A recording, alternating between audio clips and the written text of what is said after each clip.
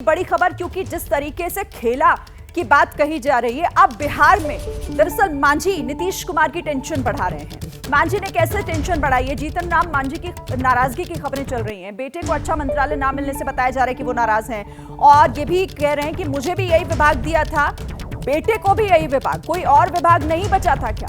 और विभाग को लेकर नाराज हैं जीतन राम मांझी। जीतन मांझी के संतोष मांझी के बेटे बाप ओकरो अनुसूचित जाति कल्याण विभाग, अब वो मंत्री बनने तो ओकरो अनुसूचित जाति कल्याण विभाग का हमने के खाली यही विभाग है। सड़क बनावे के, पुल पुलिया बनावे के, टापा कल धसावे के, घर बनावे के, ये सब का विभाग हमारे के ना है का? ये लकड़ी दुख है हमरो।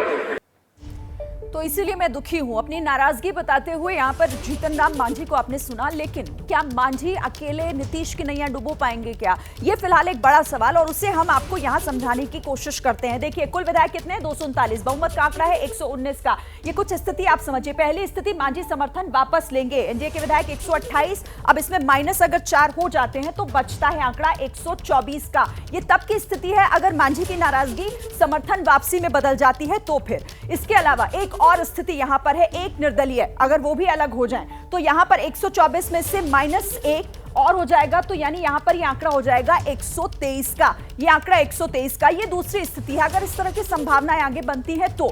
इसके बाद तीसरी स्थिति है, 4 जेडीयू के विधायक अगर इस्तीफा दे दे तो आंकड़ा क्या बनता है? इसमें से 4 घट जाएंगे तो फिर ये 119 का हो जाएगा।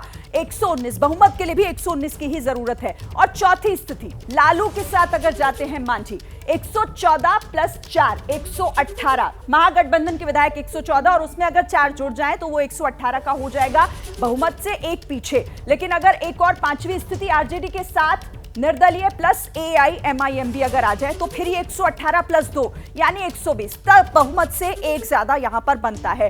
तो ये संभावनाएं हैं, लेकिन इन संभावनाओं को लेकर क्या हकीकत है जमीनी, ये समझने के लिए सीधा हम अपने संवाददाता का रुख करते हैं। और सबसे पहले प्रकाश जी आपके पास आते हुए, क्योंकि मांझी की अकेले नाराजगी तो समीकरण नहीं बिगाड़ रही है, पर ये तमाम संभावनाएं जरूर दिखाई दे रही हैं। क्या लग रहा है आपको, खेल बिगाड़ पाएंगे क्या मांझी अकेले?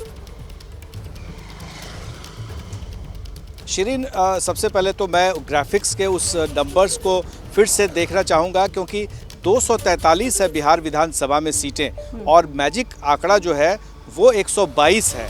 तो जाहिर है कि 128 का दावा पेश किया गया है, और फिर उस हिसाब से अगर मांझी -4 हो भी जाते हैं तो भी 124 विधायक इनके पास हैं।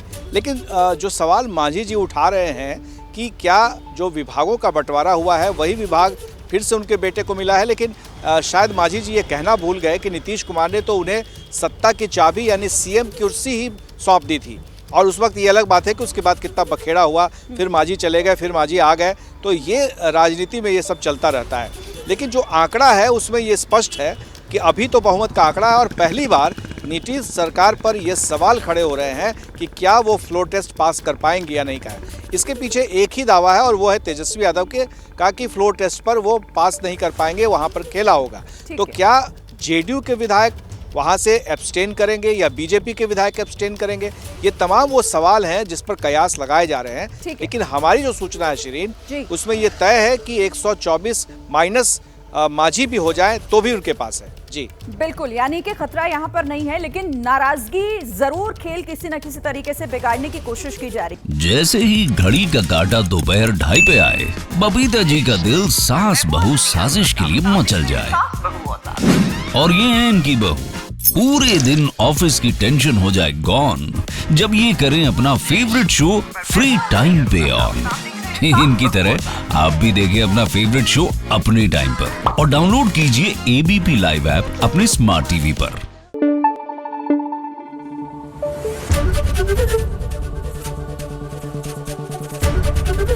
ABP न्यूज आपको रखे आगे।